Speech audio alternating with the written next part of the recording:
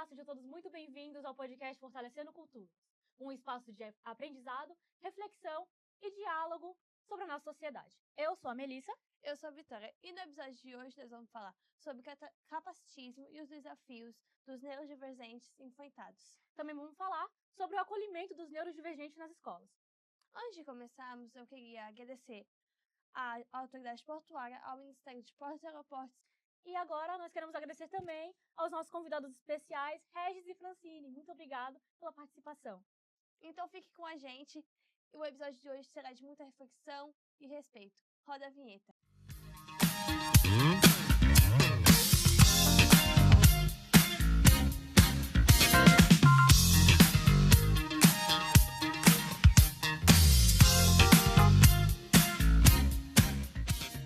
Nos últimos anos, a sociedade começou a falar mais sobre a neurodivergência, inclusão e respeito às diferenças. Muitas pessoas ainda não compreendem o significado de neurodivergência e desses termos acabam reproduzindo preconceito sem perceberem. Professora, para começar, a gente gostaria de perguntar: o que significa neurodivergência? Então, a neurodivergência é uma maneira do processo cerebral. É uma maneira diferente de pensamentos, né? Então, assim, as pessoas são classificadas neurodivergentes porque o processo cerebral, ele processa as informações de maneira diferente. E, assim, não tem classificação para isso. E não é só o TEA, né? A pessoa que tem o autismo. TDAH também entra, a dislexia também entra, a descalculia, a disgrafia, todas essas entram como neurodivergentes. O que é capacitismo? Que é tudo, assim, só para complementar, né? Que a gente pensa da etimologia da palavra, neurodivergente, é tudo que diverge dessa questão neural, né? Então, você tem as crianças que são atípicas, né? Típicas, e tem as atípicas. Então, as atípicas seriam as neurodivergentes, que é o que diverge mas isso não diz se é melhor ou pior. Né? Que você tem uma criança autista que, quando ela tem o hiperfoco, ela aprende tudo sobre aquele tema, tudo sobre aquela coisa que ela gosta, que ela deu hiperfoco ali. Então, você ser neurodivergente não significa ser melhor ou pior. Neurodivergente você só é diferente, só diverge do outro. Mas assim, acho que a gente tem que se apresentar. Sou o Regis Marques, sou diretor da Escola Estadual Parque dos Sonhos, a escola que foi eleita a melhor escola do mundo em 2025, e a gente tem todo um trabalho de educação especial. E aí deixar a Francine se apresentar também. Eu sou a professora Francine, trabalho também na Escola Parque dos Sonhos. Neste momento, eu estou como professora de educação especial e trabalho na sala de recursos, trabalhando com todas as crianças neurotípicas da escola. Isso. Aí agora se perguntou o que é capacitismo, né? Capacitismo seria a discriminação que uma criança atípica sofre. Porque a gente fala do capacitismo é quando a gente discrimina a capacidade.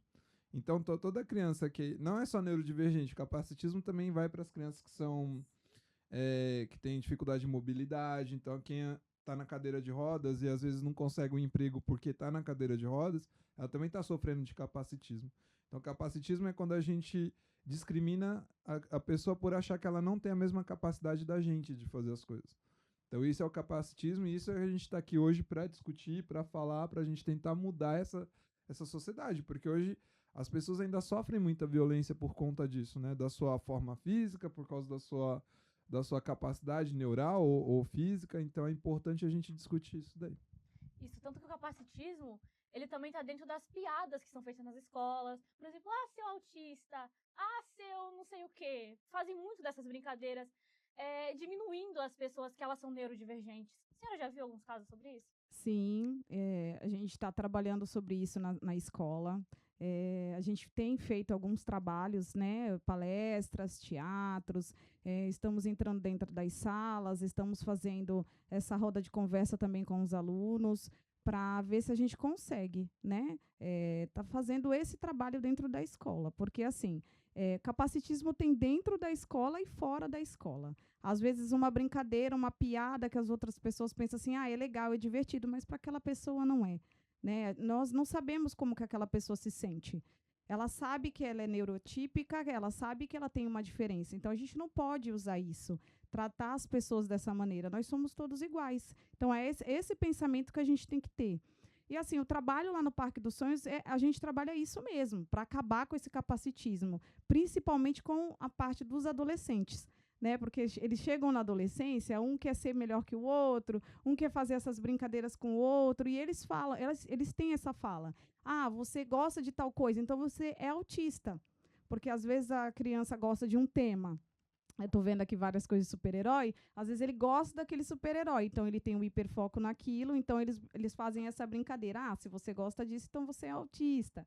Então, assim, o trabalho da escola, o trabalho dos professores, o trabalho da direção é fazer com que acabe com isso. Né? Então, a gente tem esse foco, essa importância de estar falando com eles, de estar que nem eu mesma essa semana, eu fui para a hora do intervalo, vi uma cena, e aí cheguei na turminha, conversei com a turminha, orientei todos os estudantes, eles, poxa, professora, a gente não sabia disso. Eu falei assim, então, agora vocês estão cientes. Fui conscientizar, né? Porque assim, é o nosso papel como educador explicar e conscientizar o aluno, porque muitas das vezes eles não sabem o que é o capacitismo, e o capacitismo a gente tem que falar para eles que existe lei que ampara, né, essas crianças, e assim, é uma forma de preconceito, né? O capacitismo é uma forma de preconceito, e existe lei para isso.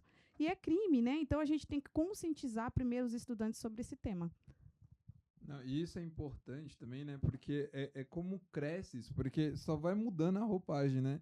Que antes era assim, ah, seu retardado. Isso era capacitismo também. Porque a gente já falava, a pessoa tinha dificuldade, chamava de retardado, porque como se ela não acompanhasse o outro que conseguia. E aí a galera vem hoje e fala, ah, é mimimi, a gente tá na cidade mimizenta, na nossa cidade não sei o quê. A mimizenta, eu ia falar uma palavra, mas não pode, né? Que é um podcast porque a criança vai assistir. Mas, tipo assim, não dá pra gente aceitar em pleno século XXI, a gente aceitar esse tipo de brincadeira, mas. Porque, assim, é uma brincadeira que faz mal pra quem recebe. Porque quem recebe começa a se sentir deprimida, começa a se sentir mal, começa a não querer ir pra escola, começa a chorar, começa a fazer as coisas. Então é importante a gente, hoje aqui, acho que nesse programa, é a gente poder falar e poder se colocar, entender. E o capacitismo não é só com a criança também. O capacitismo também é com a família, é com a mãe, é com o pai, que nem a gente já gravou um programa sobre as mulheres que vai sair, ou já saiu, a gente não sabe ainda, mas que fala dessa questão do papel da mulher e normalmente, quando a criança nasce atípica, o marido larga a mãe. Larga, porque ele não quer conviver, ele não quer cuidar do filho que é neurodivergente. Então, quer dizer, é um sofrimento duplo para a mãe, e a mãe ela perde a identidade. Aqui, hoje, a gente poderia, só tem meia hora para falar, mas a gente poderia falar de muitos temas aqui, mas vou deixar vocês conduzir o programa. Como a sociedade pode combater o capacitismo dia a dia? Então, ao meu ver, a gente começa tudo pela educação, né? A escola é a base. Então, a gente já tem que começar lá com os pequenos, para poder estar acabando com essa forma de preconceito, né? Eu acho que a informação é tudo. Hoje nós temos a internet, hoje a gente tem esse meio, né, que facilitou a vida de todos nós. Eu acho que é isso mesmo. É estar conversando, é estar falando, é estar orientando, é estar mostrando, é estar fazendo trabalho dentro da sala de aula, estar fazendo trabalho com os alunos. O ano passado nós fizemos uns trabalhos muito bonitos. Fizemos os trabalhos em grupo com os alunos confeccionaram cartazes, eles foram pesquisar o que era capacitismo, nós não falamos para eles o que era. A gente deu o tema e a gente falou assim, não, vocês vão pesquisar, vocês vão correr atrás, a gente quer saber o que vocês vão trazer para nós dentro dos cartazes que vocês vão confeccionar. E a gente ficou surpreso, porque eles vieram com uma gama de informações, né? Que eles viram que o capacitismo não era só para criança que tinha qualquer tipo de transtorno, deficiência, e sim que era racismo, né? E outras formas de capacitismo também. Então, assim, é informação. É você passar isso para eles. E aonde que a gente passa? É na base. É lá dos pequenininhos, que nem o Parque é uma das escolas mais diferenciadas que tem, porque a gente tem do primeiro ao ensino médio. Então, é lá no primeiro aninho que a gente tem que começar. É a base. Para que quando eles forem crescendo, eles forem entendendo e aceitando o amigo.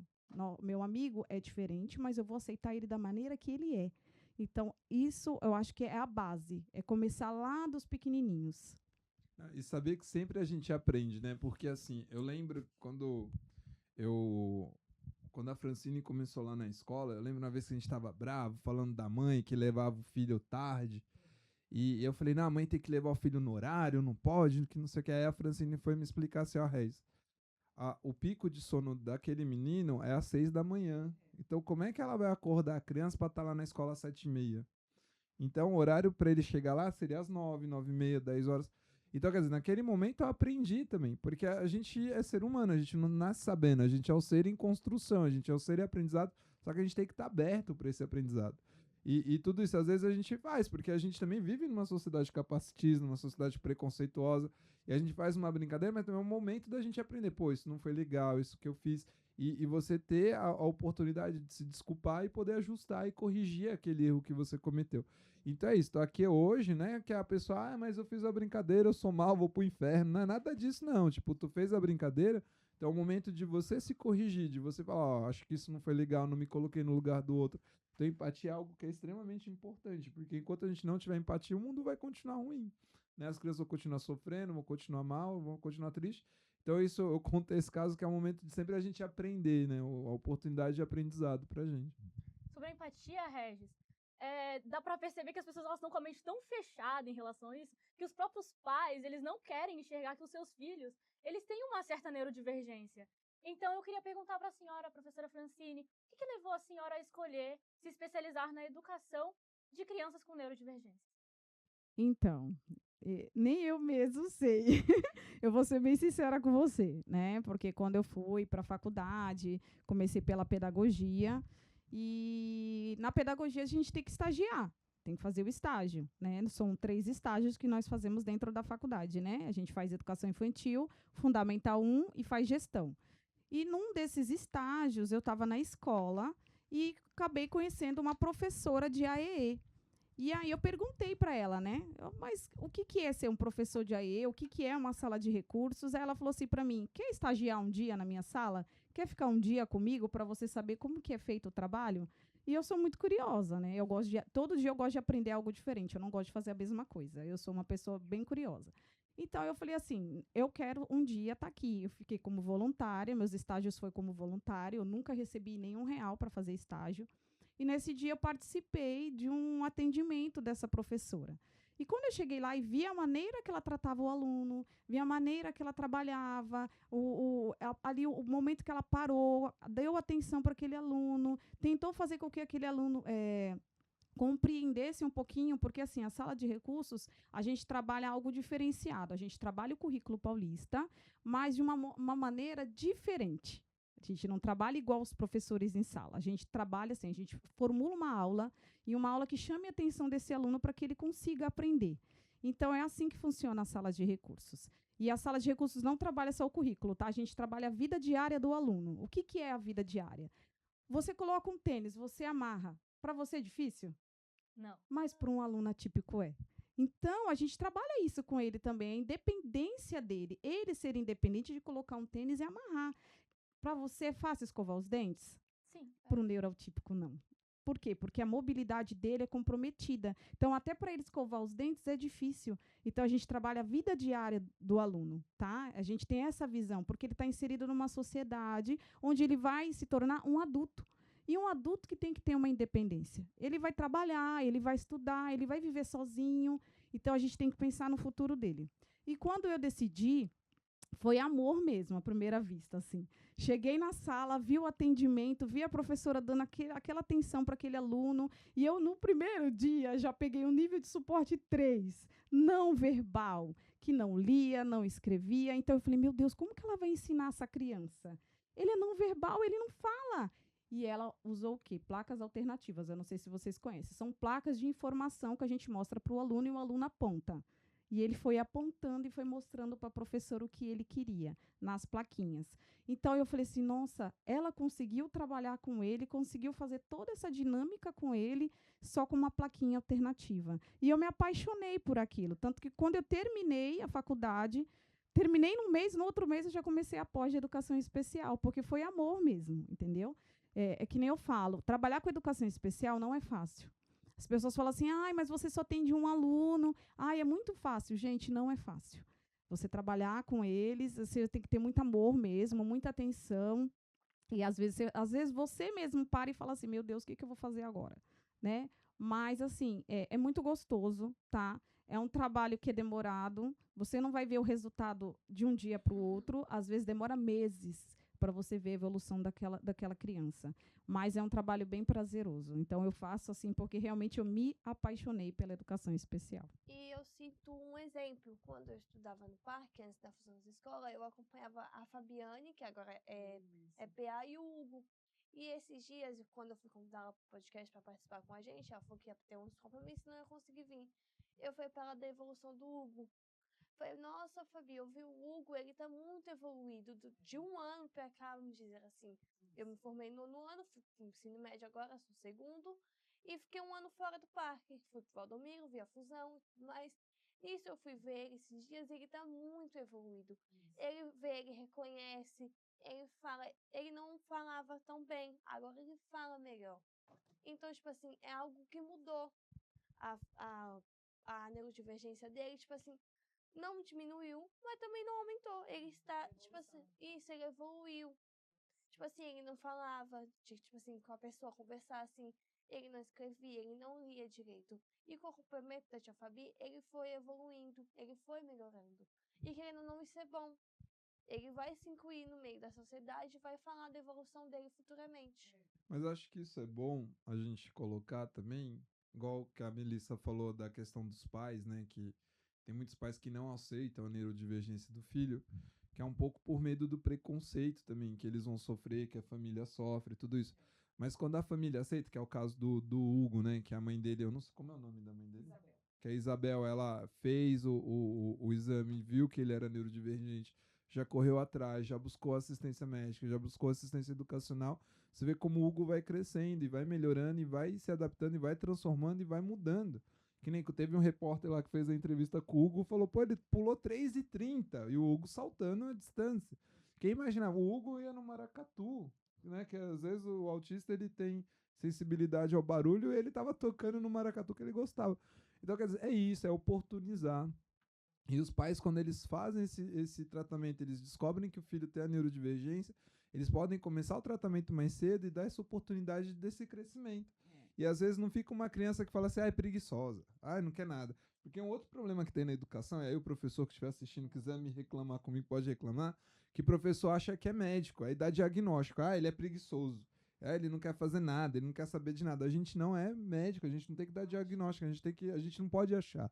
Então a gente tem que chegar, conversar com o responsável e falar assim, leva ele no neuro, leva ele, que nem a psicóloga de Cubatão tá até brava comigo. Segunda-feira eles vão lá na escola, porque todo mundo que vai lá no parque, eu mando ir pro psicólogo, mando ir pro neuro, porque a gente tem que ver, a gente tem que entender, tem que saber, né? Se tiver algum problema, se tiver alguma divergência, já pra gente começar o tratamento, sim. Isso não é ruim, é que as pessoas, por causa do capacitismo, acham que é ruim. Achando, é ruim, coisa, meu filho, ninguém é coitado. As pessoas vão aprender a conviver. Entende? Com a divergência tem, vão se aceitar e vão aprender. Eu acho mais importante são as pessoas querer transformar o mundo. Vamos ser revolucionários, entrar para a política, mudar tudo, mudar o país, mudar o mundo. Acho que isso que é importante a gente fazer. Né? E um ponto que o Regis falou é a aceitação da família.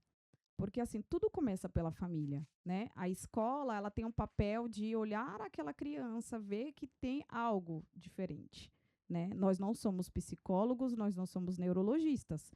Nós não trabalhamos na área da saúde, nós trabalhamos na área da educação. As pessoas têm que entender isso. E qual é o papel da escola nisso? O papel da escola, nós estamos ali para trabalhar o pedagógico e o social daquele aluno. Fazer com que ele interaja com os outros, para ele viver em sociedade. As pessoas têm que entender isso. E, assim, o papel fundamental é o da família. Por quê? A partir do momento que a escola faz um relatório pedagógico, a escola dá um encaminhamento para um psicólogo, não é porque a gente já está taxando a criança de maneira alguma. A gente quer que aquela criança evolua, a gente quer que aquela criança ela seja estimulada. E, assim, é um trabalho em conjunto. É a família, a escola e a terapia.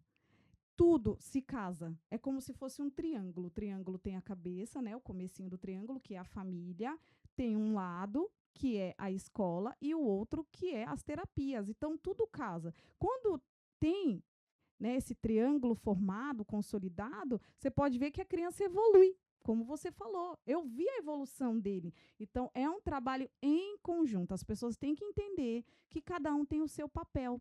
E esse papel ele tem que funcionar. Porque nós não trabalhamos sozinhos, a gente não consegue trabalhar sozinho. A gente não tem como trabalhar sozinho. Hoje o parque ele tem quase 70 alunos neurotípicos dentro da escola. Então tem que ser um trabalho da família, da escola e das terapias. Vem da filosofia Ubuntu, né, que a gente trouxe lá para a escola, que eu sou porque você é. Não adianta, a gente não faz nada só. Então a gente precisa estar junto, vivendo em sociedade, trabalhando em sociedade, conseguindo compreender o que cada um sente, o que cada um pensa, e só dessa forma a gente consegue transformar. Tá? Reconhecer as diferenças é respeitar. Reconhecer que cada pessoa se desenvolve, cada criança se desenvolve de uma maneira única. Respeitar é algo difícil para algumas pessoas. Muita pessoa tem muito preconceito, mas se colocar no lugar do outro é muito importante. A empatia tem que vir em primeiro lugar. Como a professora Francine falou, casa, escola, terapia. Tem que respeitar o neurodivergente. Ele não é diferente da gente, ele não falta cabelo, não falta osso, não falta nada. Ele tem apenas uma habilidade a mais do que a gente. Não é ruim, não é bom. É da pessoa. Tem que respeitar. Independente do que for, tem que respeitar. Tem que ter empatia pelo próximo. A inclusão não significa apenas colocar o estudante dentro da sala de aula, mas garantir participação e aprendizado.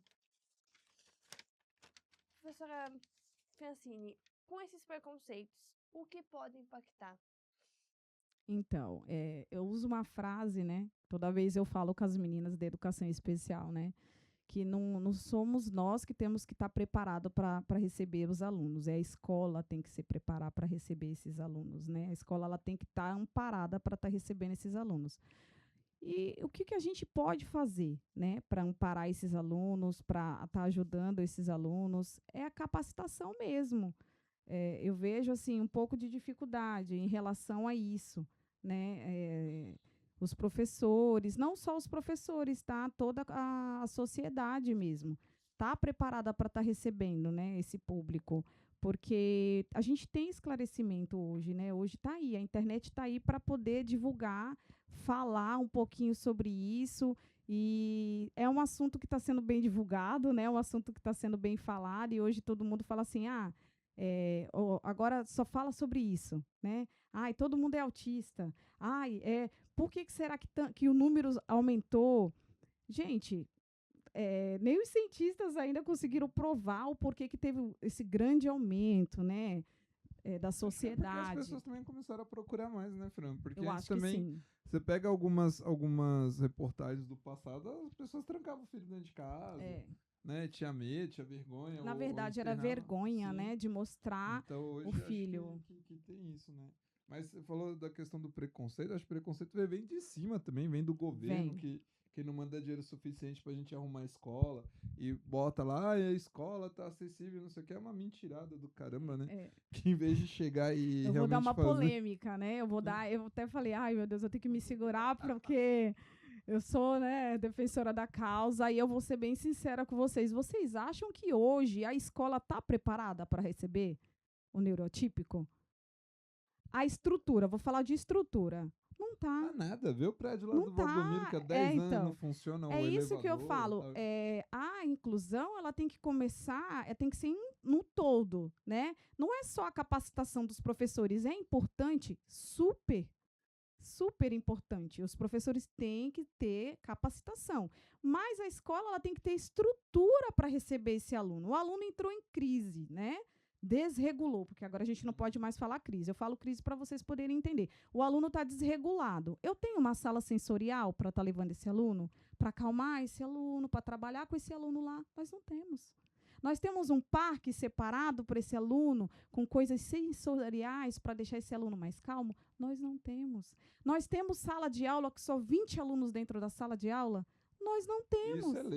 Isso é lei, que tá lá, só não foi regulamentada porque os foi. caras estão segurando isso daí. Porque, imagina, se realmente regulamentar, hoje todas as salas vão ter que ter 20 alunos. Porque todas as salas, teoricamente, Todas. tem um autista. Todas. Então eles não fazem isso porque só estão pensando não. no dinheiro, só estão pensando no dinheiro, só estão É. pensando em economizar nessa economia burra, que só deixa a gente mais cansado, só desvaloriza o professor, que Deixa cansa todo mundo. esgotado, né? É lógico, Porque ele vem com um sorrisinho fácil não aí é, pra não falar é as coisas. fácil você pegar uma sala com 36, 40 alunos, e desses 36, 40 alunos, a gente tem 5, 6 autistas. Então, a escola está preparada? Não tá, gente. Não tá. Eu sei que vai dar uma polêmica aqui, Vai dar mas, polêmica nada. mas eu tenho que Depois falar. Você pede seu cargo aí É. pro SED. Mas eu tenho que falar. Eles querem colocar várias crianças neurotípicas dentro da sala de aula, mas qual é a estrutura que ele está dando para a gente trabalhar? Aí vem com a palhaçada, né, Fran? Não, faz agrupamento. Aí pega agrupamento, coloca lá 5 crianças para um professor tomar conta. Ah, não, mas ele dá conta. Aí pega, não vem o cuidador. Não vem. Então acho que a gente tem que polemizar mesmo, que no estado de São Paulo é extremamente difícil a gente conseguir professor auxiliar, conseguir agora não é mais cuidador, como é que é? AVD, PA não sei o quê. Aí vem com esses monte de sigla aí que a gente não consegue decorar, porque quando a gente está aprendendo uma sigla muda para tudo.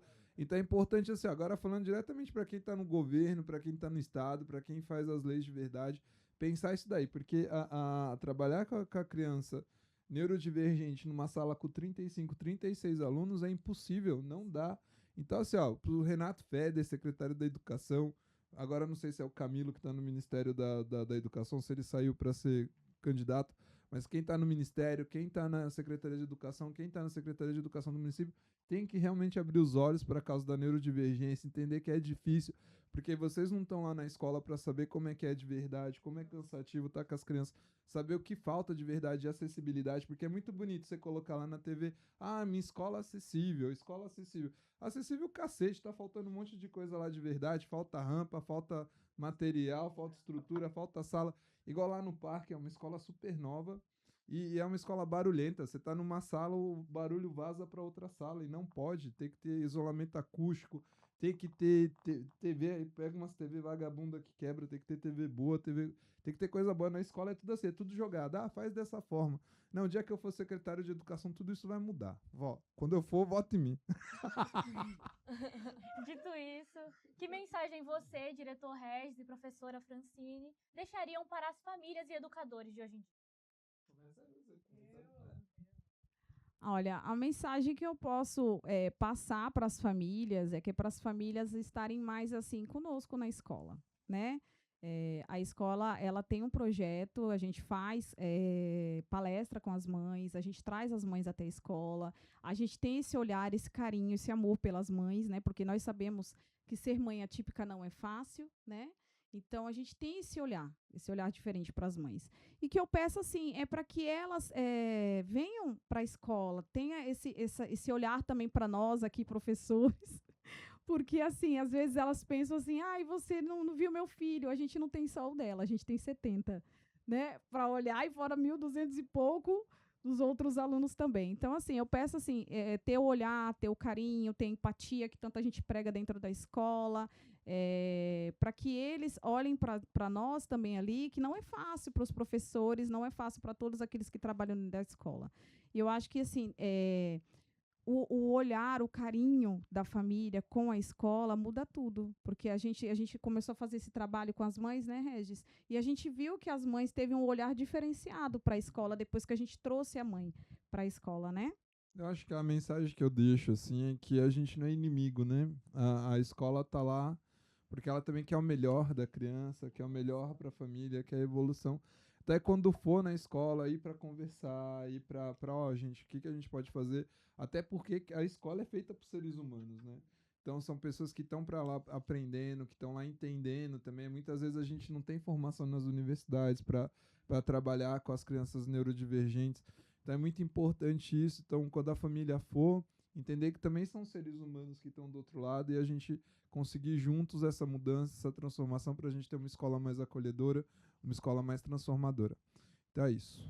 Infelizmente, chegamos mais ao fim de um episódio. Espero que vocês tenham gostado. Gostaria de agradecer grandemente a vocês que vieram a mais um episódio do nosso podcast. Muito obrigada. Também agradecemos à Autoridade Portuária, ao Ministério dos Portos, Aeroportos E muito obrigada a você que nos acompanhou até aqui. Até o próximo episódio. Tchau.